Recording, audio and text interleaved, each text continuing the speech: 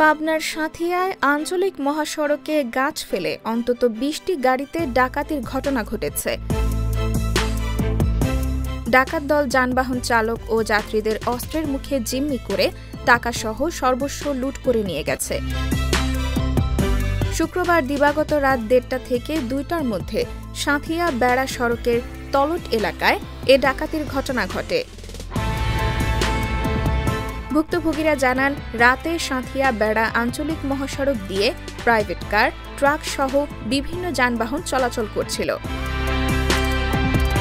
রাত ১:৩০টার দিকে ছেঁচানিয়া তলট এলাকায় সড়কের গাছের গুঁড়ি ফেলে প্রথমে যানবাহন আটকায় ডাকাত দল।